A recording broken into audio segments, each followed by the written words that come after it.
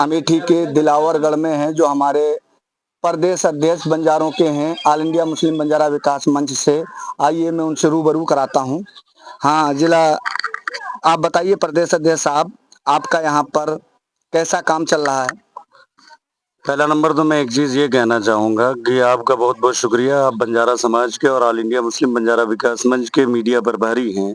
तो इसके लिए मैं यहाँ गाँव के जितने भी बंजारा समाज के दिलावरगढ़ के लोग हैं, हमारा जो पूरा डिटेल है वो ये है कि हम ऑल इंडिया मुस्लिम बंजारा विकास मंच से प्रदेश अध्यक्ष हैं और हम जो रहने वाले हैं वो ग्राम सभा आज़ादपुर के गाँव दिलावरगढ़, विकासखंड सिंहपुर और तहसील तुलोई, डिस्ट्रिक्ट अमेठी से आते हैं। हमारी यहाँ जो जनसंख्या है वो समथिंग 2000 प्लस बंजारा मुस्लिम बंजारा समाज की जनसंख्या है। अभी तक हम जो लड़ाई लड़ रहे हैं बंजारा समाज के लिए और बंजारा समाज के जो मेन मुद्दे हैं जिसे मिलना बहुत ज़रूरी है, जिसकी वजह से बंजारा समाज ये मान के चलिए कहीं भी गिनती में नहीं आता है। उस चीज़ पर हमारे गाँव के भी जो हमारे मामा भी लगते हैं और जो है बंजारा समाज के रिस्पेक्टेड पर्सन हैं जिनका नाम बाबा तौफीक बंजारा है। ये कांग्रेस में रह करके भी बंजारा समाज के कई मुद्दों पर काम किए, मगर कांग्रेस ने अभी तक वो मुद्दों पर कोई भी ऐसा काम नहीं किया जिससे बंजारा समाज स्टेबल हो सके और बंजारा समाज के लिए जो है उनको कहीं ना कहीं उनके हक या हुकूक मिल सकें। मैं चाहूँगा, मैं अभी और भी बातें करूँगा, मगर मैं आपको ये कहना चाहूँगा कि आप मीडिया प्रभारी हैं तो आप हमारे गाँव के नुमाइंदे हैं और एक रिस्पेक्टेड पर्सन है तौफीक बंजारा से आप जो है कुछ बंजारा समाज के हालात पर बात कीजिए, उसके बाद में पूरी बात आपको बताना चाहूँगा। हम बताना चाहेंगे, हमारे ऑल इंडिया मुस्लिम बंजारा समाज के प्रदेश अध्यक्ष अब्दुल गनी साहब ने बताया कि कांग्रेस ने यहाँ पर आज तक कोई भी कार्य नहीं किया और यहाँ पर देख सकते हैं हमारे कांग्रेस के हमारे नेता भी बैठे हुए हैं। यह दिखाइए, आप बताएंगे सर। पहली बात तो आपका बहुत बहुत शुक्रिया, आप मीडिया प्रभारी हैं। और कहना हम ये चाह रहे हैं कि हम जब से ये देश आज़ाद हुआ, ये दिलावरगढ़ बंजारा समाज तब से आज तक कांग्रेस के सिवा किसी को वोट ही नहीं दिया। लेकिन कभी कांग्रेस का कोई लीडर, कोई मंत्री इस गांव का दौरा नहीं किया, न देखा बंजारा समाज किस हालात में है, कि परेशानी से गुजर रहे हैं, लेकिन कांग्रेस सरकार ने नहीं देखा। ये अमेठी तो माननीय राहुल गांधी जी के समक्ष में है। हाँ, उन्हीं की समझ में है, राहुल गांधी जी के। लेकिन इस वक्त के शर्मा जी हैं संसद जी, उससे पहले राहुल गांधी थे, तो उसके बाद स्मृति ईरानी हुई।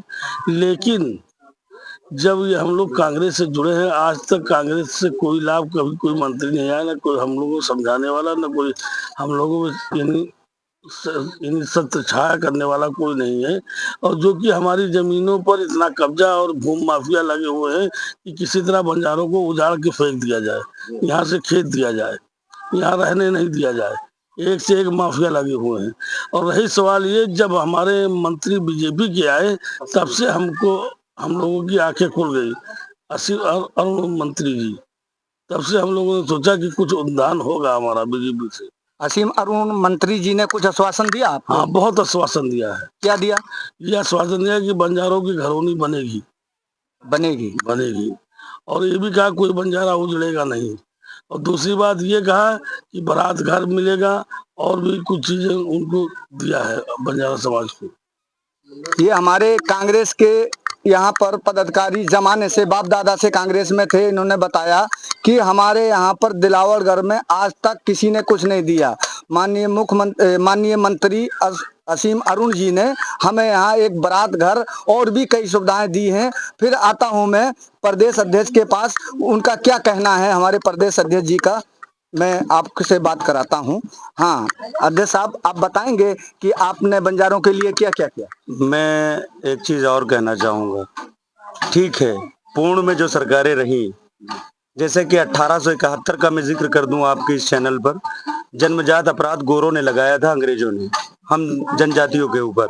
और जब गोरों ने लगाया जन्मजात अपराध, तो क्यों लगाया था? क्योंकि लखी शाह बंजारा जो थे उस समय के बहुत बड़े ट्रांसपोर्टर थे। 2 लाख बैलगाड़ियों के साथ उनका ट्रांसपोर्टर चलता था, पूरी दुनिया के सबसे बड़े ट्रांसपोर्टर थे। तो उस समय जब गोरे आए थे तो गोरे देश लूटने नहीं आए थे, बिजनेस करने आए थे। जब यहाँ पर देखा कि बंजारा समाज के जो लक्की शाह हैं, इनके सामने तो मैं बिजनेस कर नहीं सकता, तो जनजातियों को, लोगों को जो है जन्मजात अपराध जो ट्राइब एक्ट होता है वो लगाया गया 1871 में।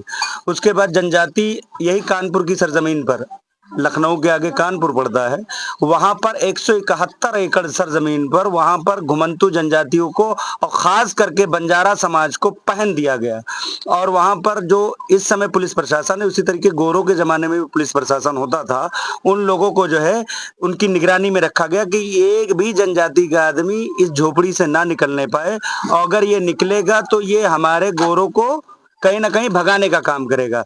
एक बात ये, चलिए अंग्रेज चले गए, हमारे समाज के योद्धाओं ने, बंजारा समाज के लोगों ने गोरिल्ला युद्ध लड़ा और 1947 में देश आजाद हुआ। देश आजाद हो गया, मगर ये घुमंतू जनजाति आजाद नहीं हुई थी, क्योंकि जो एक्ट लगा हुआ था वो 1952 को 31 अगस्त को जो है खत्म किया गया। वही 31 अगस्त जिसमें माननीय मुख्यमंत्री योगी जी भी इस बार आए थे, हम बंजारों के उस प्रोग्राम में, कार्यक्रम में। अब मैं बता दूं कि कांग्रेस का दोगलापंथी ये रही कि 31 अगस्त 1952 को हमारे ऊपर से क्यों एक्ट हटाया गया, 5 साल क्यों हमको उसी में पहन के रखा गया। अच्छा ठीक है, हटाया भी गया तो सरदार वल्लभ भाई पटेल संसद भवन में बिल लाए, उसके बाद ये एक्ट हटाया गया, मगर कुछ चीजें उसके बाद भी कांग्रेस ने हम पे लाद दी। धारा 341, 342, 366 ये धाराएं इसलिए लाद दी गई कि घुमंतू जनजाति को अभी भी क्रिमिनल हिस्ट्री की निगरानी में रखा जाए। ये जो एक्ट है ये कहते हैं, मगर किसी सरकार ने हमारे ऊपर नजर नहीं डाली। हमें एक आखिरी उम्मीद भारतीय जनता पार्टी से है, और उन्होंने घुमंतू आयोग का बोर्ड का गठन उत्तर प्रदेश लखनऊ में भी हो रहा है और कई प्रदेशों में कर भी चुकी है।